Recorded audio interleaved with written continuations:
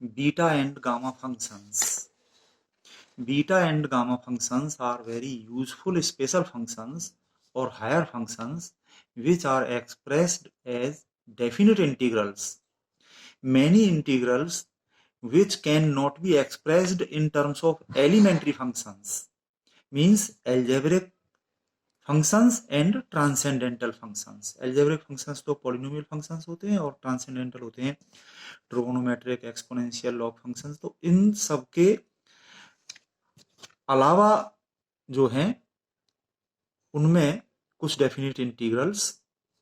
Represent होते हैं। तो उनमें से कुछ स्पेशल फंक्शन बीटा और गामा फंक्शंस की फॉर्म में होते हैं जिनको अभी हम यहाँ पे डिफाइन करेंगे और फिर उनको डिटेल में हम पढ़ेंगे। Definition of beta function, Euler's first integral for positive values of m and n, an improper definite integral integration 0 to 1 x raised to the power m minus 1 1 minus x raised to the power n minus 1 dx is called beta function and expressed by the notation beta mn, where m and n are the parameters of the integral. It is also called Euler's integral of the first kind. ये जो integral है जिसको Euler's integral of first kind कहते हैं, इसमें ये जो M N आ रहे हैं ये कोई भी पॉजिटिव क्वांटिटीज हैं और ये एक्स के रेस्पेक्ट इंटीग्रेशन है। एक्स के इस फंक्शन का एक्स की लिमिट लग जाएंगी 0 से 1, डेफिनेट इंटीग्रल है, एक्स इसमें खत्म हो जाएगा और कुल मिला के एम और एन का ये जो फंक्शन बचेगा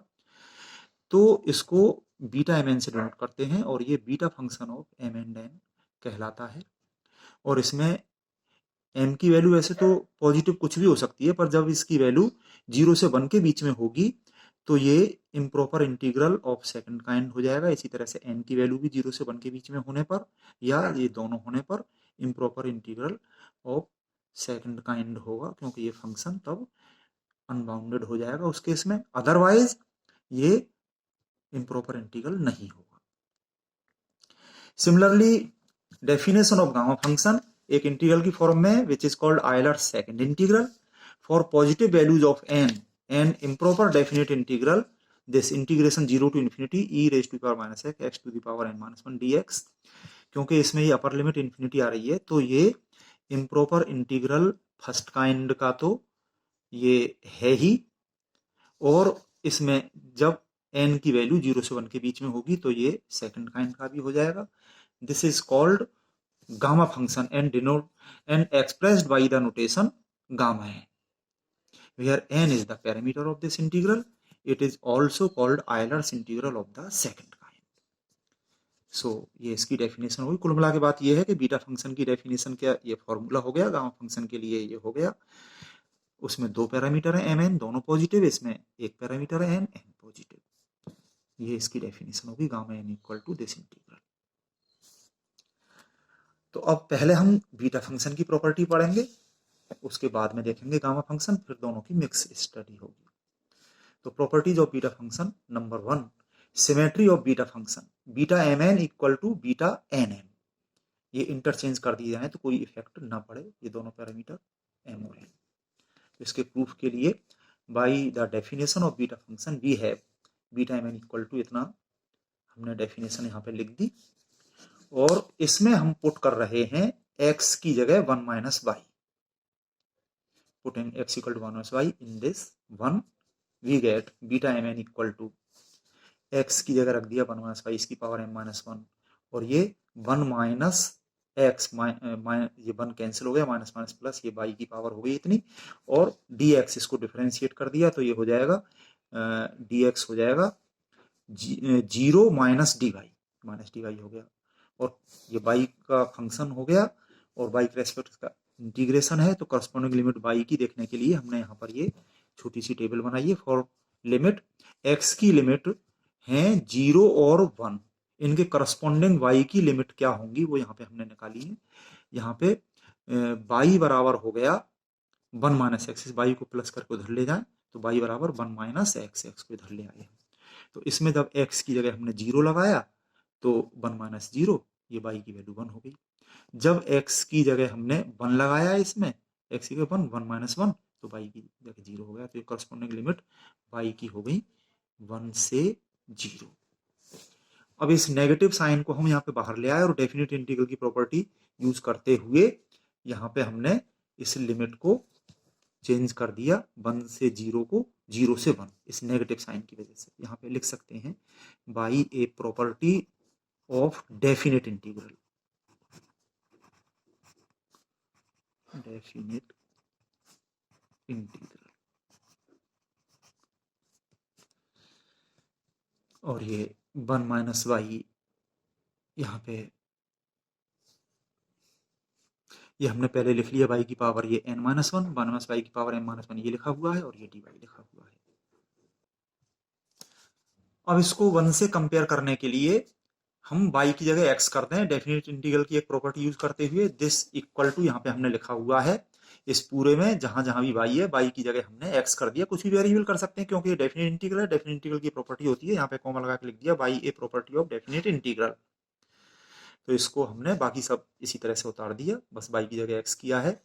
और इसको हमने कंपेयर किया 1 के साथ में। 1 के साथ में इसको कंपेयर करें, यहाँ पे ये पूरा 1 के साथ में हम मैच कराएं, पूरा जो है इसके साथ में ये मैच कर रहा है पूरा का पूरा। बस सिर्फ इतना अंतर है कि इसमें जहां m है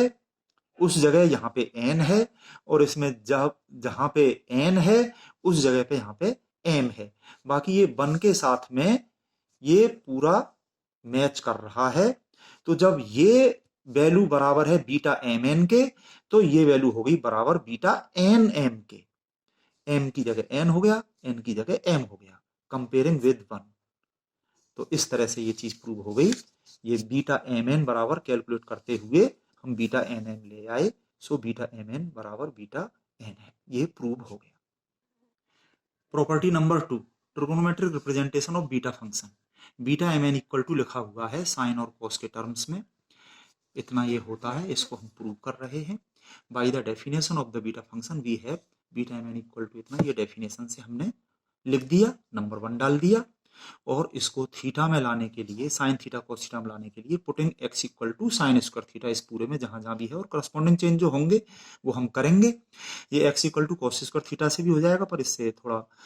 प्लस माइनस के मामले में ठीक रहता है, तो ये हम यहाँ पे पुट कर रहे हैं। तो ये beta m n equal to x की जगह रख दिया हमने साइन स्क्वायर थीटा यानी साइन थीटा की पावर 2 इंटू एम माइनस 1, तो ये साइन थीटा की पावर 2m माइनस 2 हो गया। 1 माइनस साइन स्क्वायर थीटा ये कॉस स्क्वायर थीटा हो गया यानी कि कॉस थीटा की पावर 2 इंटू एन माइनस 1, तो कॉस थीटा की पावर ये 2n माइनस 2 हो गया। और dx इसको डिफ्रेंशिएट किया तो ये 2 पावर आगे आ जाएगी और साइन थीटा की पावर 1 यानी कि 2 साइन थीटा, dx की जगह पे लिखा हुआ है 2 sine theta into sine theta का डिफरेंशियल कॉस थीटा और फिर थीटा का डिफरेंशियल डी थीटा, ये dx की जगह पे आ गया। और ये थीटा के इस फंक्शन का थीटा के रेस्पेक्ट इंटीग्रेशन हो रहा है यहाँ पे और करस्पॉन्डिंग लिमिट ये थीटा की जो लगी हुई हैं इनको समझने के लिए यहाँ पे हमने ये टेबल बनाई हुई है कि जब x की लिमिट 0 और 1 है तो करस्पॉन्डिंग लिमिट थीटा की क्या होंगी ये हम देखें। जब यहां पर हमने x की जगह 0 रख दिया यहाँ पर, तो x की जगह 0 रख दिया तो ये साइन थीटा बराबर 0 हो गया, यहाँ पे लिखा हुआ है साइन थीटा बराबर 0 जो कि साइन 0 के बराबर होता है, दोनों तरफ से साइन हटाने पे थीटा बराबर 0 आ गया, थीटा की वैल्यू 0 आ गई। और जब x की जगह पे हम 1 लगाएं, यहाँ पे x की जगह पे 1 लगा दिया तो साइन थीटा इक्वल टू 1 हो गया, ये लिखा हुआ है साइन थीटा इक्वल टू 1 जो कि साइन पाई बाई 2 के बराबर होता है। और इस तरह से theta equal to pi by 2 आ गया, यहाँ पे थीटा की वैल्यू पाई बाई 2 आ गई। तो करस्पॉन्डिंग लिमिट थीटा की हो गई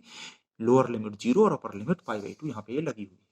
फिर इसको सिंप्लीफाई कर लिया, 2 कांस्टेंट इंटीग्रेशन से बाहर लिख लिया, साइन थीटा की पावर 2m माइनस 2 ये है और एक साइन थीटा की पावर 1 ये, तो इसमें प्लस 1 ऐड होकर के 2m माइनस 1 हो गया। इसी तरह से कॉस थीटा की पावर हो गई और ये आ गया और हमें यही प्रूव करना था। सो इस तरह से हमने ये बॉक्स में बंद करके लिख दिया, it is proved. Property number 3, beta function in the form of an improper integral of first kind.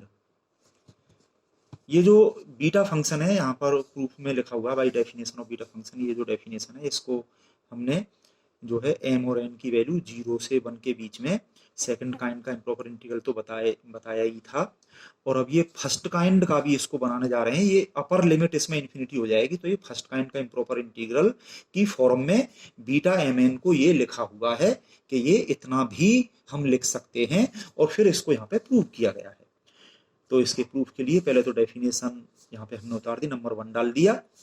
और अब इसमें ये अपॉन में 1 प्लस एक्स लाने के लिए यहाँ पे x की जगह रख रहे हैं हम 1 अपॉन 1 प्लस वाई, बाद में डेफिनेटली प्रॉपर्टी से y की जगह तो x हो जाएगा, तो ये अपॉन में 1 प्लस एक्स यहाँ पे आ जाएगा इसमें, जब x की जगह इतना हम रखेंगे। तो लेट x इक्वल टू इतना, इसको डिफरेंशिएट किया dx की वैल्यू यहाँ पे रखने के लिए, ये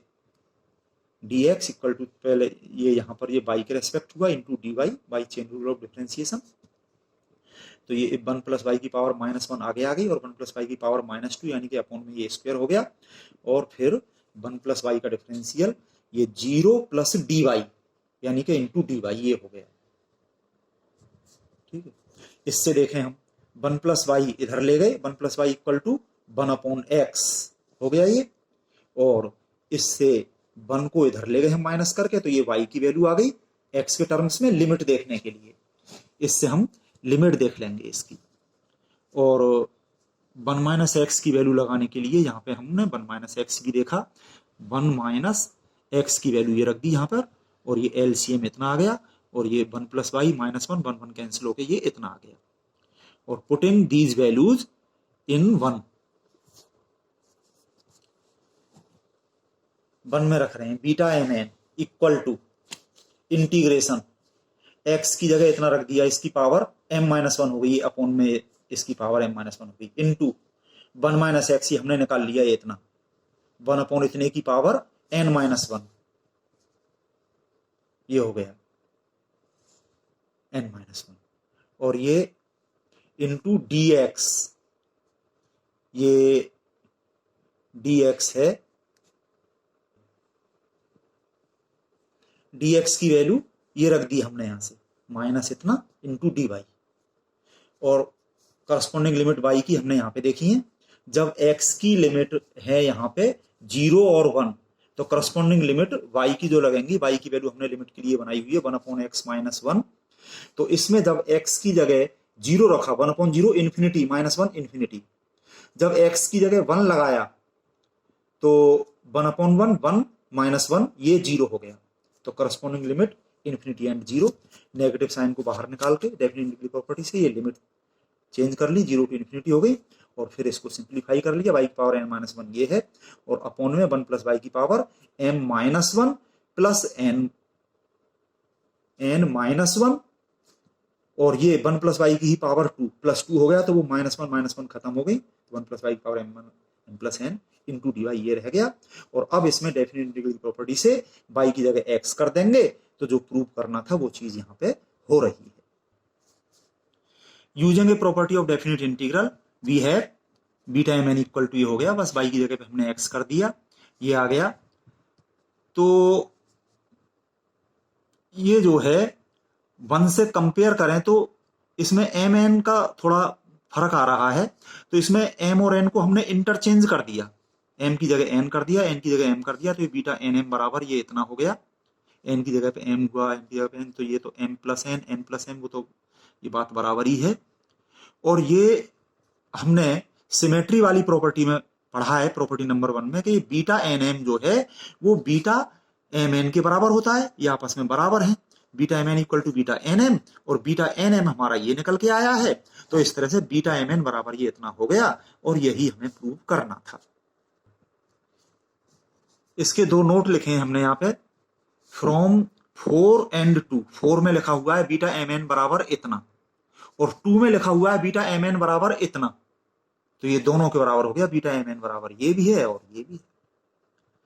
अच्छा, अब इन दोनों को, ये 4 को और 2 को हम ऐड करें,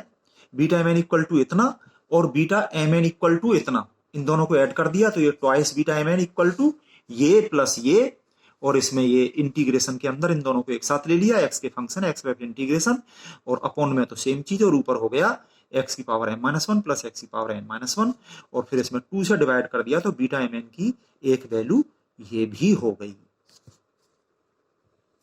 property number 4, beta m n equal to this integral.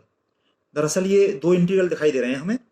Integration ये x की पावर m-1 अपॉन इतने dx और प्लस ये वाला टर्म। तो प्रॉपर्टी 3 में हमने देखा है, इसके प्रूफ के लिए हम देखें from property 3 we have beta m n equal to, ये जो अभी हमने प्रूव किया था 0 टू इन्फिनिटी ये इतना। इसको डेफिनेट इंटीग्रल की प्रॉपर्टी से हम तोड़ लें, इसकी लिमिट को 0 से इन्फिनिटी को 0 से 1 प्लस 1 से infinity, using a property of definite integral we have this plus this.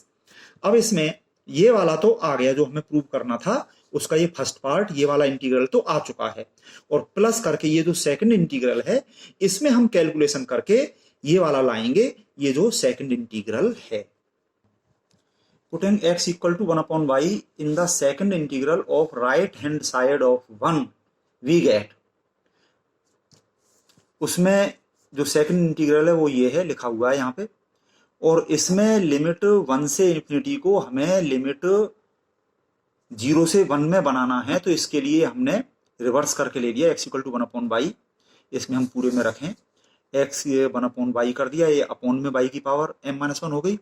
और ये 1 प्लस x ये 1 अपॉन वाई इसकी पावर m प्लस n हो गई, और dx हो गया minus 1 upon y square dy, और करस्पॉन्डिंग लिमिट y की जो यहाँ पे हो रही है फॉर लिमिट ये हम यहाँ पे बना रहे हैं x की लिमिट 1 से इन्फिनिटी पर, करस्पॉन्डिंग लिमिट y बराबर 1 अपॉन x, y को हम इधर ले जाए तो y बराबर हो जाएगा x को इधर ले जाके 1 अपॉन x। जब इसमें हम x की 1 लगाएं तो y बराबर 1 हो गया, जब इसमें हम x की इन्फिनिटी लगाएं तो 1 अपॉन इन्फिनिटी ये 0 हो गया, तो करस्पॉन्डिंग लिमिट y की हो गई 1 से 0, यहाँ पे ये लिखा हुआ है, और इसमें जो नेगेटिव साइन आ रहा है इसको हम बाहर निकाल के डेफिनेट इंटीग्रल प्रॉपर्टी से इस लिमिट को हमने 0 से 1 कर लिया, जो कि हमारी जरूरत थी। तो इस तरह से हमने ये किया है, फिर इसको सिंप्लीफाई कर लिया, ये y plus 1 upon y, upon का अपॉन वाई ये ऊपर चला जाएगा, कैलकुलेशन कर ली, और ये y के इस फंक्शन का y के रिस्पेक्ट इंटीग्रेशन डेफिनेट इंटीग्रल है, लिमिट 0 से 1 ये लग रही है, तो इसमें फिर हम डेफिनेट इंटीग्रल की प्रॉपर्टी से इस पूरे में y की जगह हमने x कर दिया, y A property of definite integral ये हमने लिख लिया y की जगह x करते हुए, और इसको हमने रख दिया 1 में, जो कि 1 हमारा ये है beta m n equal to ये वाला इंटीग्रल प्लस ये जो सेकंड इंटीग्रल है इसमें इसकी वैल्यू हमने ये निकाल ली है, तो ये प्लस ये हो गया, ये प्लस ये वाला हो गया, और इन दोनों में ही integration with respect to x ये चीज प्लस ये चीज,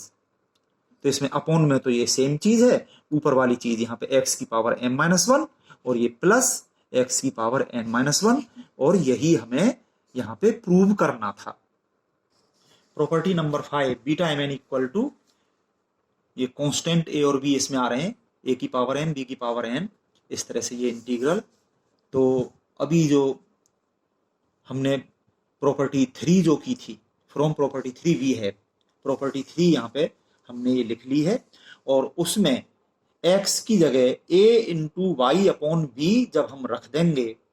तो कैलकुलेशन करके इसमें ये a और b इस तरह से इसमें आ जाएंगे, पुटिंग x इक्वल टू इतना इन 1 ये जो लिखा हुआ है beta m n equal to integration x की जगह ये इतना हमने रखा, तो ये a की पावर m-1 इंटू वाई की पावर m-1 अपॉन b की पावर हो गई इतनी, और ये अपॉन में ये 1 प्लस x, फिर ये एलसीएम ले लिया, अपॉन का अपॉन ऊपर पहुंचा दिया, और ये इसका differential dx equal to a into d y upon b, और फिर ये पूरा सिंप्लीफाई करके कैलकुलेशन करके कांस्टेंट बाहर ले लिए, और फिर इसमें डेफिनेट इंटीग्रल की प्रॉपर्टी से y की जगह x कर दिया, तो beta m n equal to ये जो हमें प्रूव करना था ये यहाँ पे आ चुका है। और इसका एक डिडक्शन है, putting x equal to tan square theta, इस पूरे में x की tan स्क्वायर थीटा जब हम रख दें तो ये इतना हो जाएगा, इसका differential dx equal to 2 tan थीटा into sec square theta d theta, इस तरह से पूरी कैलकुलेशन करके करस्पॉन्डिंग लिमिट 0 से π/2 यहाँ पे हो जाएंगी, और इस पूरे में कैलकुलेशन करके ये जो है x equal to tan square theta की करस्पॉन्डिंग सारी कैलकुलेशन करके beta m n equal to जो आ जाएगा, फिर उसमें इतने से हमने इसमें 2 और आ जाएगा वो डिफरेंशिएशन में जो मैंने अभी बोला था, और इससे डिवाइड करके ये integral equal to beta m n upon ये इतनी चीज हमें मिल जाएगी। और इसी तरह से हम और आगे काम कर सकते हैं। ठीक है, करें अच्छे से।